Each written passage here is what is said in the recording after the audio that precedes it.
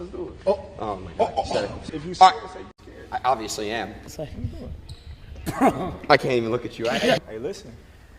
Think about life. What? Think about life. What does that mean? You gotta think about life. All right. 1 through 10, how hard would you go on me? I'm going 10. Okay, no. I'm beating your ass. I'm beating your ass on live. Because this is what you want to do. I don't know what it is about, you know what I mean? I'm not racist. I got my best friend's white, but white people always want me to punch them. Dude! I don't know what it is It's about true. it. I wanted you to so I could They be like, can you punch me so I can see how Dude, I feel? I can make so much money if I sue. Dude. Yeah, but you on camera asking me to hit you. Can't sue that. You agree. Oh my God. Bro. All right, we'll stick to basketball. So guys, Terence Crawford met with Adin Ross yesterday, guys. It was on YouTube. It was incredible.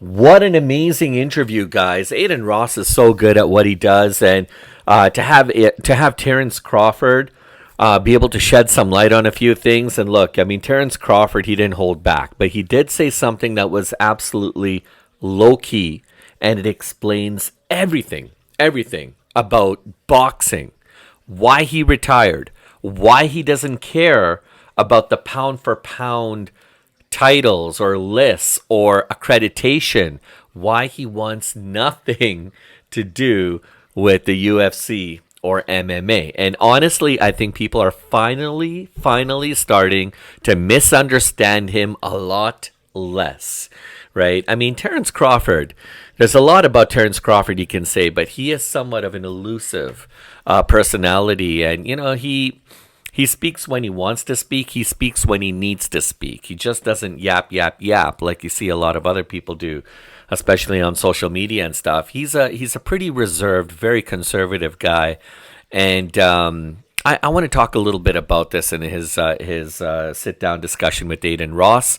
But welcome back, everybody. Welcome to Duality 7X. If you guys are new here, I'm your host. I'm Shiraz.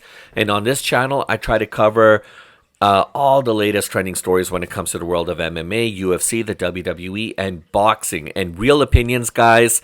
No fluff, no fillers, no biasness, no industry fluff, especially. Just real opinions, guys. If you guys like and hear what you see, you could do us a big favor and smash a like and subscribe. It goes a long way with the algorithm. Now, let's talk about T. Crawford. Let's talk about Terence Bud Crawford. So, look. Crawford and Adin Ross, I mean, that was unbelievable. I mean, that in itself probably generated more views than an actual boxing fight. But Adin Ross is Adin Ross. He knows what he's doing. He's awesome. He's really good at it. And on his stream with him and Terence, I'll tell you what stood out to me, guys. First of all, it wasn't trash talk. All right? There was no egos.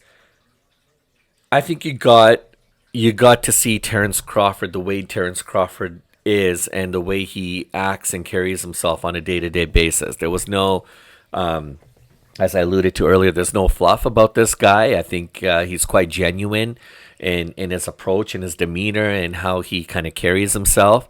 And, you know, he really seems like he's a guy at peace. I mean, that's the way it sounded to me. He didn't have any kind of bitterness towards anyone, no excuses, just a lot of clarity, actually, which is great because, you know, at 38 years old, Crawford straight up and said, guys, I'm retired. I mean, and not because of the belts, not because of sanctioning bodies, but because his body has given enough, more than he feels that he should have, I guess. I don't know. I mean, I get what he's trying to say, and I think he's realized he's kind of come to the point where he's accomplished everything he needed to accomplish. He's done what he had to do, and it's not that he can't do it anymore. He 100% can do it. I just think he's at peace with himself, and he's come to the point where he just doesn't feel he needs to do anymore. He's thankful to his body for putting up with all the years and of the back and forth, the ups and downs, the ebbs and flows, the peaks, the valleys. You know what I'm saying, right? When it comes to conditioning, training, and all that madness that goes into prepping your body for a fight, he's done it all. His body, he's giving his body a break. He's giving his mental health, his brain a break as well, too. But it's really interesting, guys, because, like, boxing fans love to argue why fighters walk away. I mean, it's a story in itself, right? And Crawford came out on Adin's stream, and he basically said, look, guys, he's done. He already won. What more is there to say, right? I mean, his mindset, his belief in himself, his self-worth, all those things matter. I believe they matter to him more than just belts, right? So, I mean, if you want to try to, purge him out of the history books, and, you can say what you want about the guy. Look, I have my own views on the sanctioning bodies, the fees, and all those kind of things that are associated with it. I believe in those fees. I believe that those fees are there for a reason. It's kind of like our membership dues. It's like, when you work for somebody and you're paying into a union. I mean, there's all those things that kind of go into play, right? So that said, for me, I get it, right? Now, we just hope that the sanctioning bodies that collect these fees on behalf of the fighters are actually doing good with that money, and they're actually utilizing it and bringing as much value as they can to those funds. But at the end of the day, that's my viewpoint, right? So whatever Terence Crawford did and his beef, with the WBC and what happened with him having to relinquish his title or being stripped of his title, and how he's not allowed to fight WBC boxers anymore, and did that play into him wanting to retire? I mean, it's possible that was a factor, but I'm not saying that's the only factor. I truly feel that after listening to this stream with Adin Ross, I truly feel that he made this decision shortly after his fight against Canelo, and I think he really feels like he's accomplished everything that he's wanted to accomplish in the sport itself. So it's debatable, it's arguable, and that's why we have conversations, but that's my opinion. So what really hit me, I guess, is when he talked about never chasing validation, right? I mean, he said that he was never backed by a machine. No golden boy push or no hype train. I mean, everything that Terence Crawford was able to achieve, he did it on his own accord. He earned it himself. And I think that's very important to him, right? And his original goal was to become a world champion. I mean, everything after that was, I guess, just icing on the cake from the sounds of it.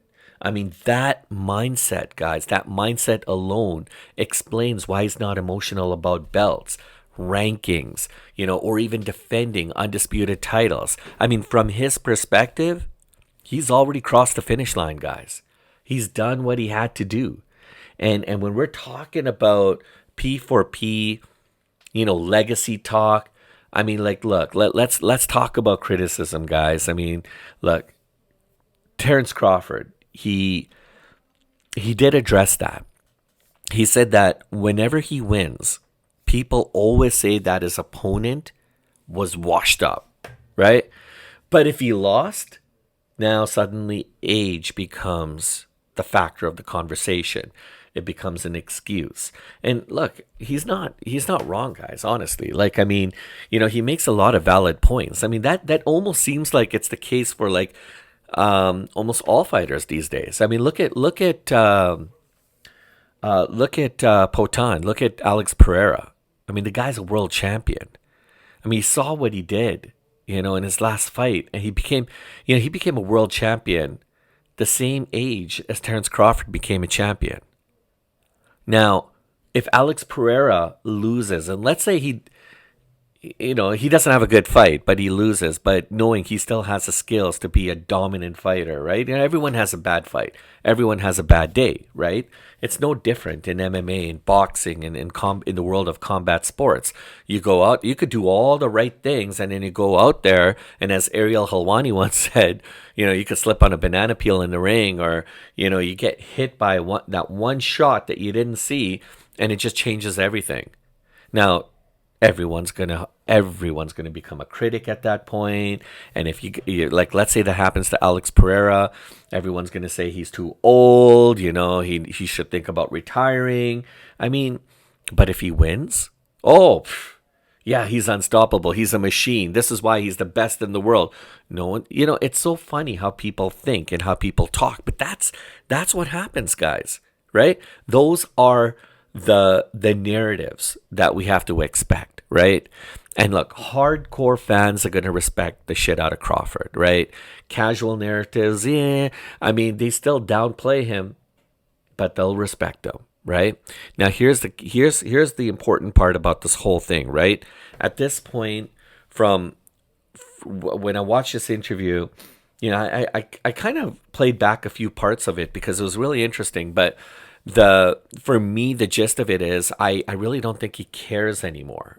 And I'm not saying he does. He's saying doing that because he's got issues with his mental health, or he's got a lot of attitude. No. When I say he doesn't care anymore, he doesn't really put the emphasis on the need to having to box anymore. He's got no regrets. I mean, no unfinished business out there. He flat out said that there's no fighter today that adds anything meaningful to his legacy. I mean, yeah, he fought Canelo. He praised Canelo. When he was talking with Adin Ross, he was saying Canelo's such a great fighter. But and he even talked about how he's going to come back bigger and stronger, and he'll do really well. So there was no trash talk, there was no disrespect. I mean, he admitted that he expected that fight to be a little bit harder, but once the fight started, he realized that Canelo was having a problem trying to figure Terence Crawford out. He said he's good, he switches with the stances, with southpaw and what have you. But what happens is with Canelo is that he doesn't move around as much as Terence Crawford does. And I think that was kind of frustrating him. Now, everyone has, look, the fight's the fight, guys. You can watch the fight. You probably have your own opinion on it, and that's fine. Everyone has a right to express their own opinion on how they saw the fight. But when you're hearing it from the guy who was in the fight, okay, you have to give some merit to it. You got to give some credit to it, right? So yeah, he respected Canelo. He didn't disrespect him. I mean, Crawford thinks that Canelo underestimated his strength because of his weight assumptions, assumingly, right? Just to kill the rumors that are out there about a possible rematch, he said there's no rematch coming. He's done what he had to do. He even went on to say that nobody from Canelo's camp actually reached out to his camp to talk about a rematch. Contrary to what you're seeing and hearing and reading on social media, this is coming from Terence Crawford's mouth. Right? So according to Terence Crawford, that chapter is closed. Yeah, so yeah, I don't really see anything different now. I mean, I think if there is ever going to be a rematch between him and Canelo, so be it. If it's going to happen, it's going to happen. But at this point, I think he was quite genuine in him saying that no, there's no talks about any rematches or him fighting Canelo again. It's done. But I'll tell you what else. Really piqued my interest about Terence Crawford. I mean, it's such a good stream. And then you also had Adin Ross, the security guard, Big Will, head of security. He was asking questions to Terence Crawford. He had some great questions for him, by the way. It was really nice to see him, and it was a good conversation overall. But one of the things that Big Will was asking, he kind of pressed Terence Crawford about one of his sparring sessions with Tim Bradley, and how that went. And this is interesting, guys, because it really says a lot about Terence Crawford and who he is today and how he actually became the fighter that we know today. And the sparring session apparently that he had with Tim Bradley, it was really groundbreaking from a foundation perspective for Terence Crawford, because there was a time where Crawford was having a challenge of getting any fights, and he was really in need of wanting money. And, his coach also suggested that, he go spar Tim Bradley, because, when you do those sparring sessions, you do get paid for that. And it kind of keeps your name floating around in some of those social circles and gives you an opportunity to network as well. So yeah, Terence Crawford did just that. He showed up. And when he showed up, there was absolutely no warm-up. They got right into it. They threw him right into the ring and started sparring. I mean, it was intense right from the jump. But instead of just being a tough session, Bradley was actually really impressed with Terence Crawford, and he kind of took him under his wing at that point. And he'd bring him home after sparring. He talked to him. He even talked to him about being smart with his money and life outside of the ring, what that looks like, and what it really means to survive in the sport of boxing. I mean, it wasn't just like, physical work, going to the gym, but it was mentorship, right? And inside the ring, Crawford said that, he adapted to everything Bradley tried. He'd switch styles. He'd take away from Bradley's favorite moves. He tried to exploit certain kinds of openings and cracks that he saw in his game, as they appeared. But eventually Bradley recognized what he was seeing, and he told Crawford that he wasn't just a sparring partner. He felt that he was a future champion. Just let that sink in for a second. Those sessions, guys, were hard from his account.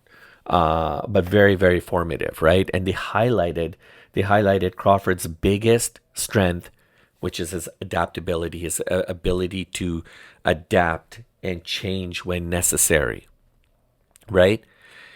Change for a lot of people, change is inevitable, okay? We're all going to be subject to some kind of change in our life. It is what it is, right? But at the end of the day, you just don't have to accept that change and be bitter about it. You can embrace that change. You could use it for the good. Use it so that it doesn't affect your mental health. Somebody once said, success is when preparedness meets opportunity.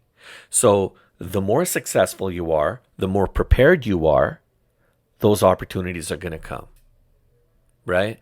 So anyhow, those are some of the traits that actually Terence was able to pick up. He really appreciated the mentorship that he got from Tim Bradley, and he 1000% agreed with everything that Big Will and the things that he had to say, and he said, yeah, Tim Bradley was a big part of his career, his life, and he'll never forget that.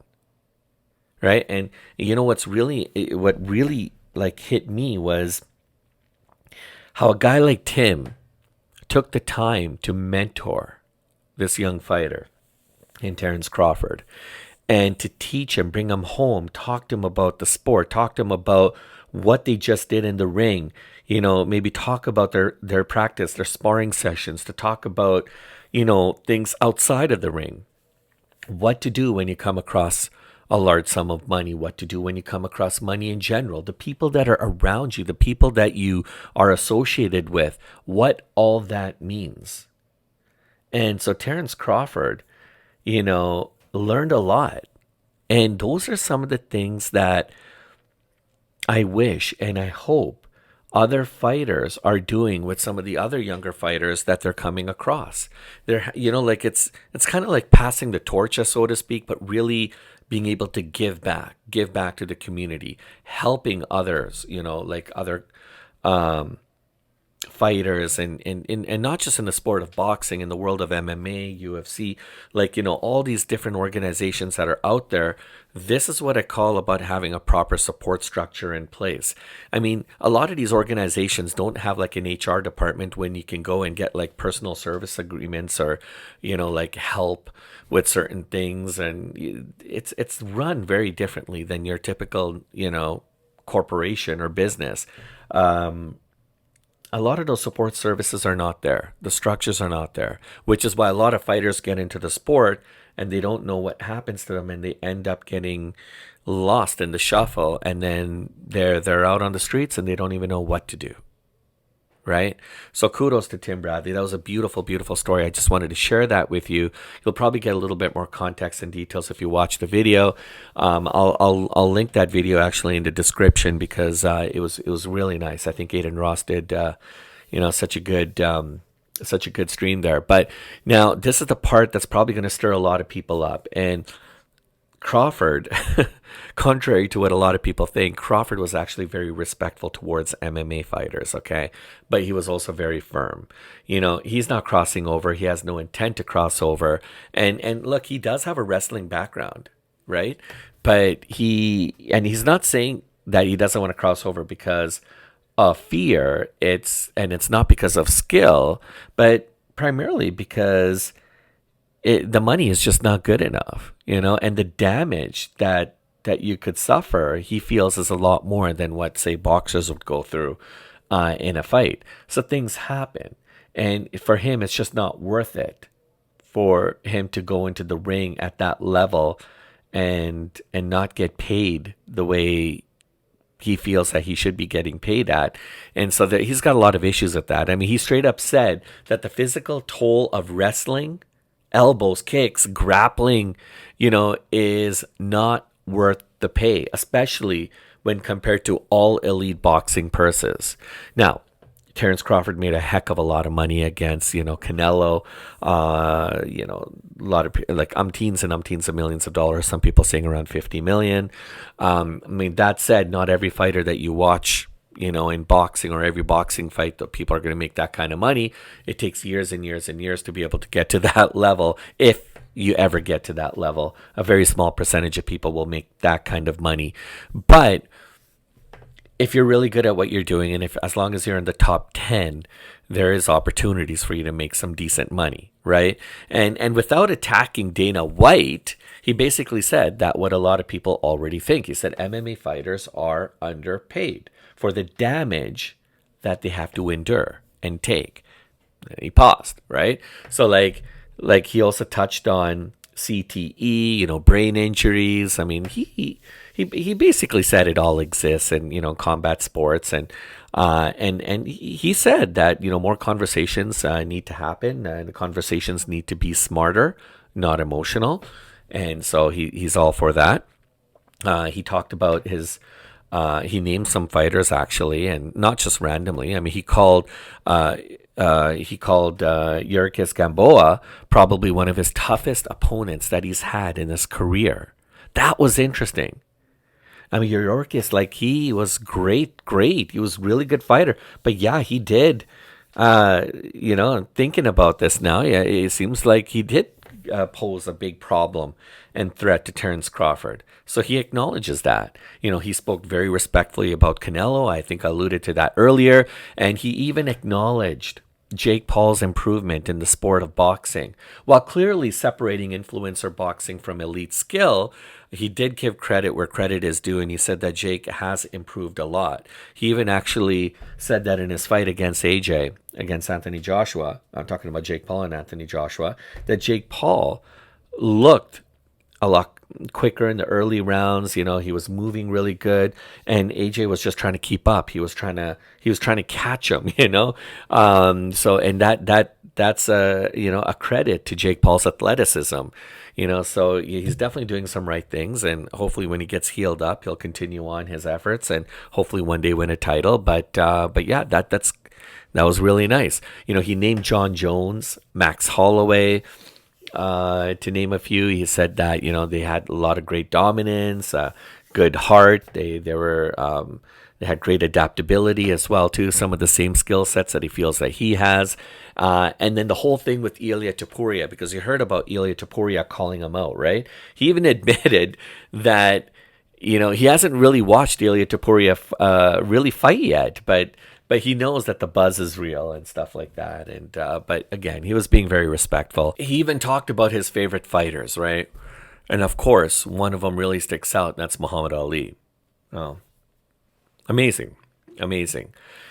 So look, is Crawford going to stay retired permanently? I mean, I'm not even going to say $60,000 question. That's probably the $50 million question. He's still got juice, right? And he's still a big name. And I'm sure somebody's going to offer him $50 to $100 million potentially to come back and maybe for another fight. I mean, I could totally see that happening. I mean, there's no legacy chase at this point. I think he knows he's achieved what he wanted to achieve. Maybe an exhibition fight one day, perhaps, maybe not. I mean, I think he's showing fighters something really important, that you don't owe fans your health, you don't owe belts, right? Your body, like honestly, like everything really comes down to yourself. Like, not in a selfish way, but you have to do things that are going to benefit you, but you don't want to overexert yourself, right? You do what you have to do, and when you feel that it's the right time to step away, there's nothing wrong with that feeling, So that was good. He talked a little bit about his dieting as well too, his food and nutrition. He stays away from pork. He stays away from beef. But there's a lot of other kinds of proteins and vitamins and things that he takes advantage of to be able to make up for some of that other stuff that he doesn't do. But it was really interesting. Overall, I think it was a fantastic stream. And look, bottom line is, I mean, for me, Terence Crawford seems like a fighter who honestly won on his own terms, on his own accord. No bitterness, no desperation, just confidence, clarity, and peace. Right. And so, I think honestly, that's in itself, it's its greatest victory. So kudos to him. What do you guys think? Did Crawford walk away at the most perfect time? Or do you think boxing really needs him and can't live without him? I'd love to hear your thoughts and comments, guys. Drop your thoughts and comments below. I'm adding the link to the kick stream that he did with Adin Ross. I think that was really fantastic. But please smash the like and subscribe and join us here on Duality 7X for more fight talk. I look forward to catching you guys on the next one.